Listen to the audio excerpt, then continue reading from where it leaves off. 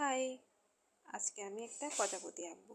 প্রথমে এই প্রজাপতিটা আঁকছিলাম, পরে যখন ভালো লাগেনি তখন একটু ব্রাউজারে গিয়ে আরেকটা প্রজাপতি নিলাম, এটা অনেক ভালো লাগছে। তারপর আমি এটা আঁকলাম খাতায়। আঁকার সময় মনে হচ্ছিল হবে কি হবে না, আর যেহেতু আমি প্রফেশনাল আর্টিস্ট না, সেহেতু আমাকে প্রথমে অনেক কষ্ট করা লাগছে ওইটা খাতায় আঁকার জন্য। তারপর একটু অনেকক্ষণ চেষ্টা করার পর মনে হয় আঁকতে পারতেছি, একটু গাঢ় করে দিচ্ছি যেন ওটা আমার খাতায় তুলতে অনেক সুবিধা হয়।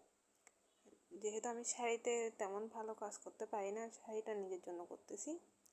আমি চাই না শাড়িটা এত দাম দিয়ে কেনার পর নষ্ট হয়ে যাক। এটা সেমি মসলিন শাড়ি, তো অর্ধেক কাজ করছি আর অর্ধেক করি নাই। তো যখন প্রজাপতি আঁকার ইচ্ছে হলো তখন এভাবে খাতায় বসিয়ে তারপর শাড়িতে এঁকে নিই কলম দিয়ে। আঁকার সময় মনে হচ্ছিল কত সহজ, কিন্তু রং করার সময় অনেক কষ্ট হয়ে গেছিলো। পরে আমি ফ্রেমে বসাইলাম, বসানোর পরে কী করব, প্রথমে ভাবলাম যে একটু রং করা উচিত, কিন্তু কীভাবে করব এভাবে ভাবতে ভাবতে প্রথমে মনে হলো আমি যদি নীল কালারটা আগে করি তাহলে হয়তো ভালো হবে, যেহেতু এখানে প্রজাপতিটা বেশিরভাগই নীল।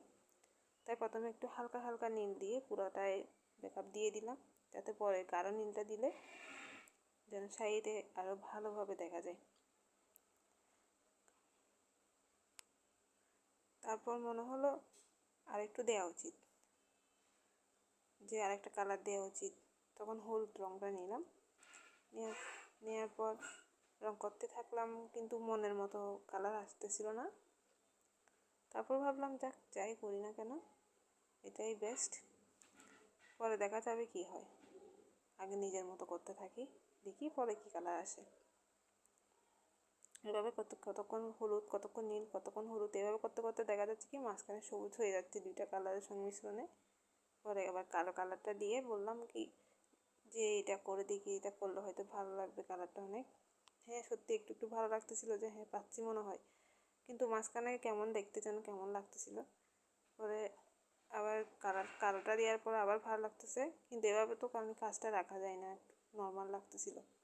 পরে আবার গাঢ় নীলটা দিলাম, দেওয়ার পর মনে হচ্ছে এবার একটু ভালো আসতেছে, কিন্তু তারপরে আমার মন মতো লাগতেছে না। এটা যখন মন মতো লাগতেছে না তখন এই যে গোল্ডেন কালারটা দিলাম, এবার মনে হচ্ছে একটু ভালো লাগতেছে, কিন্তু তারপরে কিছু একটা মিসিং।